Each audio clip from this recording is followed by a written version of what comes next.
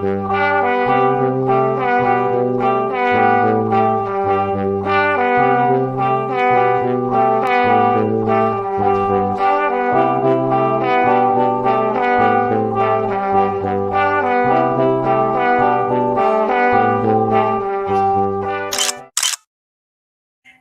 querida, alegria do encontro, sou Nina Veiga e estou aqui no canal Paz e Bem a produzir conhecimento a partir da antroposofia da imanência, num ativismo delicado por uma estética da vida viva. E hoje, para ler a primeira parte do capítulo 1, A Essência da Vontade Humana, do livro que a gente está lendo, desse autor, Peter Selk, um autor alemão. Ele é um psiquiatra e o livro é lançamento da editora Antroposófica.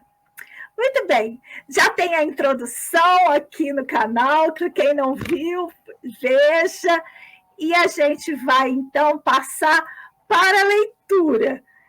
Capítulo 1, A Essência da Vontade Humana, parte 1, vou ler da página 28 a 42. Vamos lá. Deixa eu ver aqui, tcharam. Vou aumentar. Deixa eu aumentar para vocês também, para a gente poder ler juntos.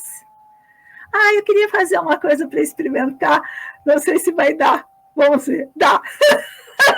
Vou ficar dentro dessa bolinha aqui, tá bom? Então, vamos à leitura. Olha lá. Capítulo 1. Aqui do lado tem essa lousa, o esquema da lousa, do Rudolf Steiner. Ele fazia muito isso, era um professor, não é? Então, diz Peter Selk, na página 28. A essência da vontade humana. Ao desenvolver impulsos de vontade, o ser humano intervém profundamente nas relações terrenas da substância. Vou ler de novo.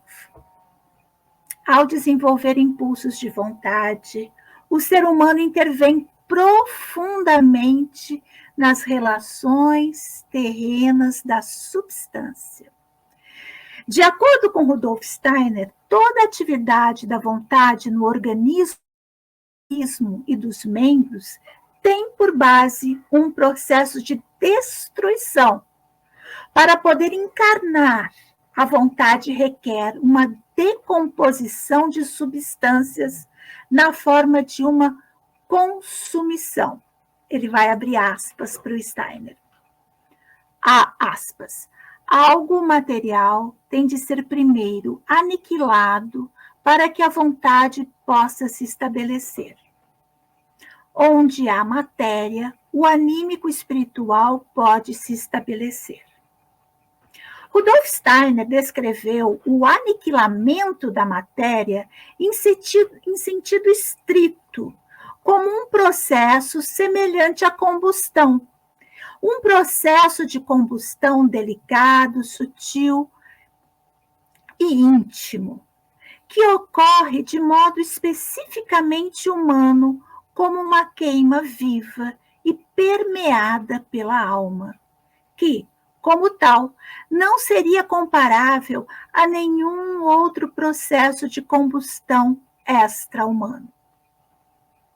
Entretanto, trata-se de uma forma de decomposição e aniquilamento que implica a necessidade de renovação e reprodução. O ser humano volitivo precisa da nutrição, da real sintetização e da troca de substâncias para poder manter seu corpo vivo na Terra. O sistema do metabolismo e dos membros é aquele nível de organização dentro da corporeidade humana que contempla o processo de vida que, por sua vez, age intencionalmente e se regenera. Por fim, após a passagem temporária pelo nada, o processo volitivo conduz a uma atividade construtiva renovada a partir das forças criadoras da individualidade humana. Ao necessitar de uma destruição fisiológica para poder se tornar eficaz, o processo volitivo terreno é, por natureza, semelhante ao pertencimento e à morte humana. Ao implicar uma passagem limitada, ele implica uma passagem limitada no espaço e no tempo por um abismo e, portanto, é em si de natureza dialética, ou seja, pressupõe um declínio temporário a fim de poder alcançar um aspecto positivo. Do ponto de vista da fisiologia e da psicologia do desenvolvimento, somente o adolescente ingressa na estreita circunscrição da vontade. De acordo com Rudolf Steiner, ele ganha a maturidade terrena, encarna totalmente no sistema do metabolismo e dos membros e, com ele, intervém de maneira intencional em seu ambiente. Ao mesmo tempo, passa a conhecer as realidades e as forças terrestres, das quais nunca se ocupara e com as quais nunca se envolvera de maneira tão intensa. Conhece igualmente o mundo das substâncias materiais, mas também a ação da gravidade, a destruição e a morte, que pertencem à totalidade da esfera terrena. De certo modo, o adolescente busca a destruição por amor da reconstrução. Ele atravessa por conta própria uma situação de crise em sua existência, determinada pela desconstrução de antigas estruturas que até então lhe davam suporte, e pela aquisição, ainda não realizada ou concluída, de novos fundamentos próprios. Como decisão em um estado no qual o velho e o novo entram em conflito. Conforme Jacob e William Green conceberam o conceito de crise, Jacob. Neste período e neste confronto necessário com o abismo e a destruição, o adolescente pode ser atraído para a dinâmica própria de forças, que já não servem ao ser em evolução. Em todo caso, porém, o nível da maturidade terrena, tanto individual quanto relacionado à filogenética e à história cultural, é associado a uma iniciação à vontade na esfera da combustão e da destruição, como um ato decisivo que precede toda a criação que se realiza por si só e se constrói. De acordo com Rudolf Steiner, no estado pré-terrestre da evolução humana e planetária, na antiga Lua, o ser humano ainda não existia como ser volitivo autônomo. Os anjos desejavam por ele. Por assim dizer, o querer irradiou-se pela primeira vez a partir da evolução da Terra. O ato volitivo é o processo central da encarnação do ser humano na Terra. Com ele, o ser humano entra na Terra e dela se apropria. Deste modo, consuma-se o processo com que ele se torna propriamente um eu e se individualiza, como um ser agente que entra no futuro com responsabilidade própria e constrói seu destino. Normalmente, o indivíduo não tem nenhuma consciência dos próprios impulsos de vontade. Grande parte de sua ação ocorre antes, na escuridão do momento vivido, sem que ele tenha clareza suficiente da necessidade e da realidade mais profundas que nela se manifestam. Rudolf Steiner falava de um adormecimento dos impulsos e dos processos volitivos, de um autoocultamento da entidade do querer. Nesse sentido, a vontade do ser humano é um mistério, um enigma, cuja atuação se dá, pelo menos parcialmente, além do limiar da consciência desperta. Nesse sentido, há que se considerar fundamentalmente que, já de antemão, uma parte essencial do impulso humano de vontade não está submetida à consciência da vida atual, e sim, de certo modo, é levado para a biografia terrena a partir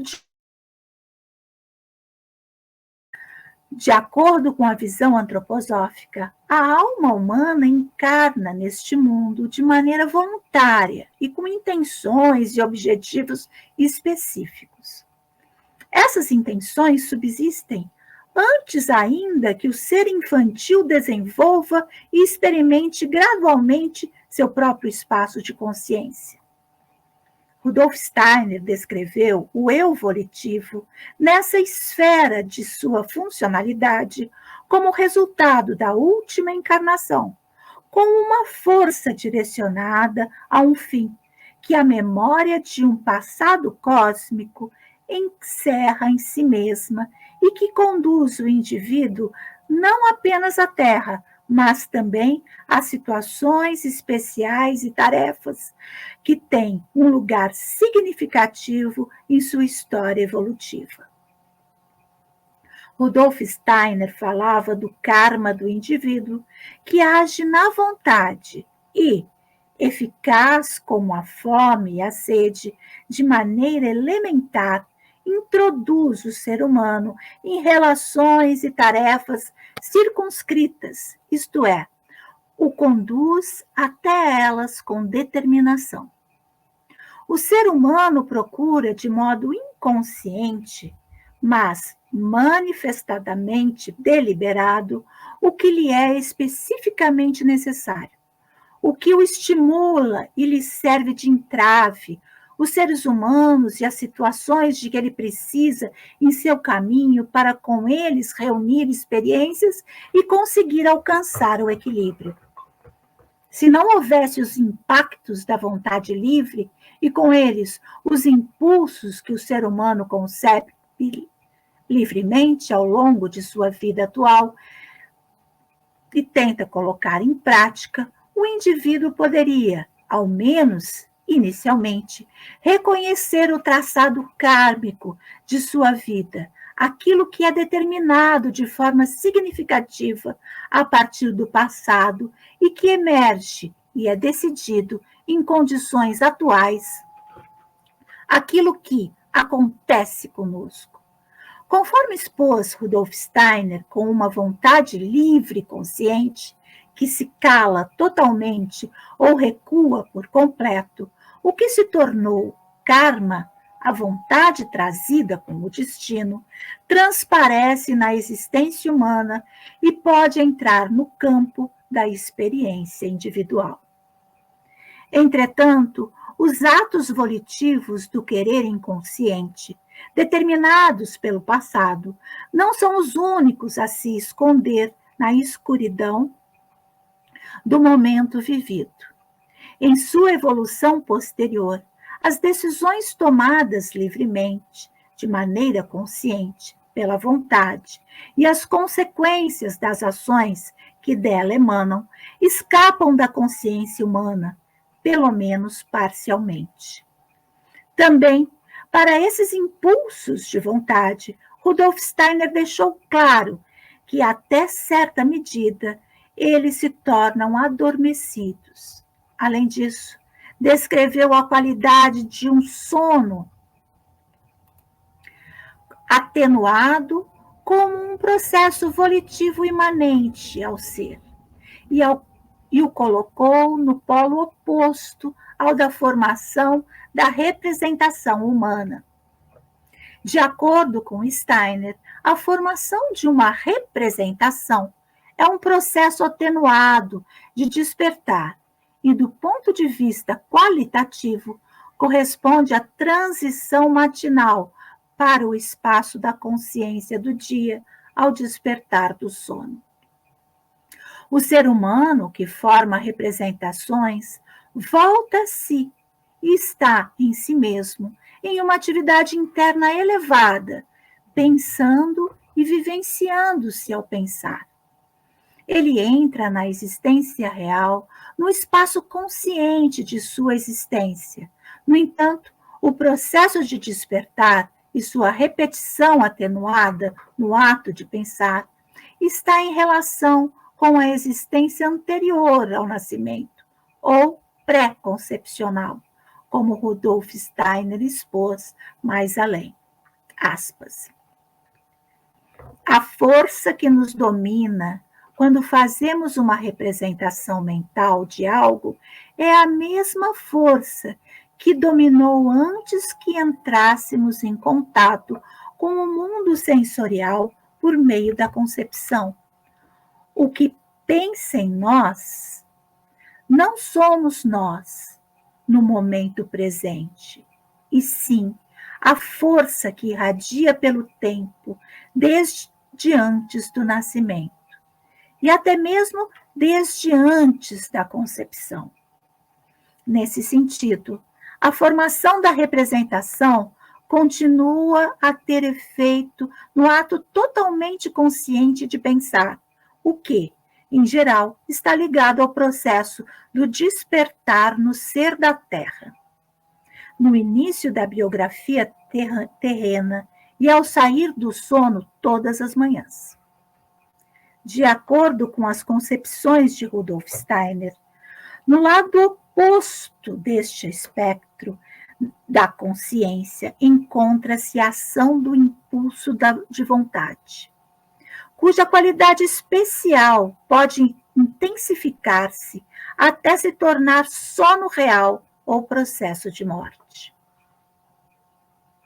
Ainda de acordo com Steiner, o querer humano pode ser descrito como sono atenuado em uma consciência totalmente desperta, estando o espírito e a alma ainda ativos no corpo e sendo por ele sustentados, mesmo quando o próprio ato volitivo se sobrepõe à corporeidade e se torna uma atividade no espaço circunstante.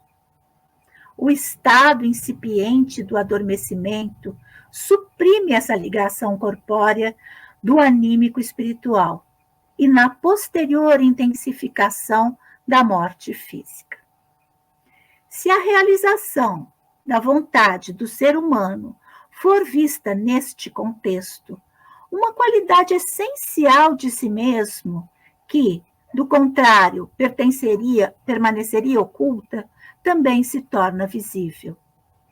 Essa realização encontra-se em uma relação existencial com a esfera do devir e do futuro da existência humana, que só se revela plenamente no adormecimento como passagem para o espaço da existência noturna liberta do corpo, e na existência pós-morte da alma humana. O desenvolvimento da vontade se cumpre pelo menos no nível da consciência, junto à zona limítrofe do elemento espiritual, da transição libertada ou libertadora do corpo para o mundo do espírito. Em uma notável descrição fenomenológica do processo humano de adormecimento, Rudolf Steiner declarou em uma palestra em 4 de novembro de 1911. Inicialmente, nossas representações aparecem para nós como que envolvidas em uma névoa. O mundo externo desaparece E o ser humano sente como se a essência de sua alma se ampliasse para além de sua corporeidade, como se ele já não se sentisse comprimido nos limites da pele, mas fluísse dos elementos do cosmos. Uma grande sensação de bem-estar pode ser associada ao adormecimento. Então, chega um momento em que surge determinada lembrança. Provavelmente, a minoria das pessoas tem essa experiência, mas podemos perceber este momento quando damos a ele a devida atenção. Diante de nossos olhos aparecem os bons e os maus impulsos de vontade que tivemos. E o curioso é que, na presença dos bons impulsos de vontade, o ser humano tem a seguinte sensação: de que há algo ligado a todas as forças sãs da vontade e que te revigora. E se os bons impulsos de vontade se apresentam à alma antes que o ser humano adormeça, ele se sente ainda mais revigorado e cheio de vitalidade. E assim, com frequência, costuma ter a sensação: ah, se esse momento pudesse durar para sempre, se esse momento pudesse durar por toda a eternidade.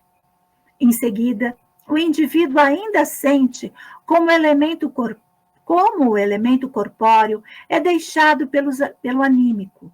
Por fim, ocorre uma sacudida e ele adormece. Não é preciso ser clarividente para ter essa experiência. Apenas observar a vida da alma. Disso resulta algo importante. Nossos impulsos de vontade agem antes do adormecimento e os sentimentos como algo que nos fecunda. Sentimos um fortalecimento extraordinário. A vida de nossos impulsos de vontade está conectada de maneira ainda mais íntima à nossa vida do que as emoções. E quem já observou com frequência o momento do adormecimento sente que, se não for capaz de olhar retrospectivamente para nenhum bom impulso de vontade durante o dia, terá a impressão de que algo do que entrou no estado do sono foi morto dentro dele. Portanto, os impulsos de vontade estão conectados à saúde, à doença e à nossa vitalidade. Fim da citação de Rudolf Steiner, fala Peter Selk. Por conseguinte, os impulsos positivos da vontade, que surgem no espaço da consciência e da lembrança, imediatamente antes do adormecimento humano, têm um significado vitalizante para o ser da alma humana. Eles agem e têm importância crucial e fortalecedora para o indivíduo. Com eles, se chega à esfera noturna da própria existência. Além disso, os impulsos de vontade, transportados para o sono, não são obras realizadas nem ações concluídas, mas momentos ideais e morais de iniciativa de futuras ações que procuram alcançar sua realização. No contexto de uma outra palestra, Rudolf Steiner descreveu o despertar real da vontade humana no sono. Na esfera noturna de sua existência, o ser humano mergulha na vontade divina e recebe ajudas macrocósmicas decisivas para a realização futura do que foi planejado. Aqui, no sono, ocorre inicialmente a transformação de princípios intelectuais na moralidade da vontade real com o auxílio de entidades da alta hierarquia, os arcanjos. São eles que ativam a vontade em nós que fortalecem o pensamento para que ele se torne vontade. Nesse sentido, logo se compreende por que, em princípio, Rudolf Steiner dava orientações de meditação não apenas à noite e de manhã às pessoas que lhe pediam ajuda esotérica, antes de adormecerem e após acordarem, mas às vezes também realizava meditações como o exercício do ponto e do círculo, voltadas para os profissionais de pedagogia curativa, antroposófica, a serem praticadas antes de dormir. Neste caso, deve-se incluir, entre outras coisas, um impulso primariamente moral e do pensamento, relativo à atividade profissional, na dimensão total da própria vontade, para que, no futuro, ele possa ter um efeito vigoroso. Não apenas no que se refere à passagem para a noite, mas também em sentido ontológico. Rudolf Steiner descreveu o caráter embrionário de todos os impulsos e de todas as ações humanas da vontade. A vontade do ser humano é um germe e não alcança sua realidade plena na Terra. Com ela se inicia algo cuja realização, apesar da ajuda fortalecedora por meio da esfera de atuação da noite, não é concluído do ponto de vista biográfico. Como um ato de vontade completo, Rudolf Steiner compreendia, de certo modo, o perecimento ou a morte. De acordo com nossa predisposição, morremos continuamente ao querer. Carregamos as forças da morte em nós.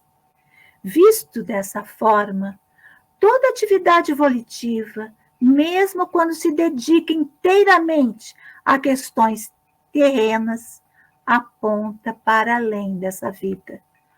Como tais, as forças de destruição, transformação e construção que lhes são próprias são as forças da morte e da vida após a morte, cujo reflexo atenuado aparece na configuração antropológica da vontade humana.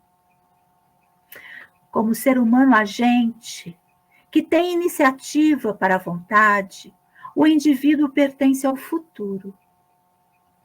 Ele já vive de maneira antecipada nesse futuro e tenta, ao menos inicialmente, trazer à luz sua forma sob as condições e limitações dadas. Nesse sentido, o germe da vontade é a realidade mais densa e elevada do que a realidade dada. Nele, a potência do devir e a possibilidade de futuro vivem em sua forma pura. Ao se esforçar para fazer o que tem a intenção de alcançar em seu período de vida na Terra, o ser humano inicia um processo de desintegração, reestruturação e reconstrução, inclusive em sua corporeidade. Em diferentes palestras, Rudolf Steiner ressaltou que mesmo os restos mortais do ser humano, como o corpo que existiu e foi portador de seus processos de morte, bem como da combustão e da geração da sua substância permeada pela alma, são muito importantes para a manutenção do processo de vida de todo o organismo terreno. Aspas. E são essas forças fertilizantes, suprassensíveis, que mantêm o processo evolutivo terrestre. Sem os cadáveres, a Terra estaria, pois, morta há muito tempo, diz Rudolf Steiner. Em uma palestra, Steiner abordou explicitamente a dimensão da vontade referente a este processo e declarou, cito, depois de termos entregado esse cadáver à terra, A mesma vontade que atua destrutivamente entre o nascimento e a morte, dentro dos limites de nossa pele, ao se unir ao nosso eu, passa a atuar cosmicamente por meio do nosso cadáver, no pensar e na elaboração de representações mentais da Terra inteira. Contudo, o ser humano prepara as forças do futuro com seus ideais e intenções, não apenas em seus restos mortais físicos e nas áreas mais íntimas de sua individualidade, que ele leva consigo para o mundo espiritual, mas também na organização quádrupla de sua corporeidade. Segundo Rudolf Steiner, como ele, o entusiasmo com o ideal moral já cria fontes de calor, luz, som e, em última instância, de vida nas diferentes camadas da corporeidade elementar, da organização calórica, aérea, líquida e sólida. Forças que, com a morte do ser humano, vão para o mundo espiritual e nele mantêm e estimulam a vida do cosmos. Deste modo, levamos a vida para fora ao atravessarmos os portões da morte. Cito: a essa altura você pode intuir o que a vida vertida no mundo é na realidade. Onde estão as fontes da vida? Elas se encontram naquilo que estimula os ideais morais que entusiasmam o ser humano. Chegamos ao ponto de dizer a nós mesmos que, se hoje nos deixamos inspirar por ideais morais, eles propagarão a vida, o som e a luz e se tornarão criadores de mundos. Propagamos o que cria mundos, e a fonte do que cria mundos é o aspecto moral. Os processos cósmicos de criação continuam ao longo do ano e dos tempos, pois graças à sua vida na Terra, o ser humano contribui com eles, fazendo sua parte, graças à força de suas ideias, que se tornam seu ideal. Ele contribui para a orientação deliberada de seu pensamento, de seu sentimento e de sua ação.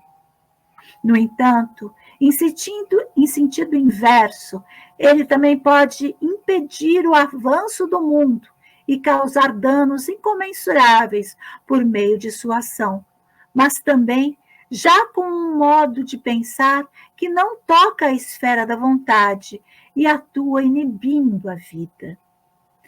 Aspas. Quando concebemos ideias teóricas, nelas o universo se apaga. Friedrich Schiller concebia a polaridade delineada com as seguintes palavras: saindo da vida, 2 caminhos se abrem para ti. Um conduz ao ideal e o outro à morte. E com isso eu encerro a nossa leitura de hoje. Quero agradecer quem esteve aqui, então. Um beijo grande. Semana que vem eu volto com a segunda parte do primeiro capítulo, A Essência da Vontade Humana. Daí, eu tenho vontade de comentar, mas não é a intenção desse programa. Mas tem coisa que fica assim, né? Querendo uma falinha. Se você também faz os seus comentários aqui, depois a gente vai trocando mensagens. Sigamos juntas, pois assim somos mais fortes.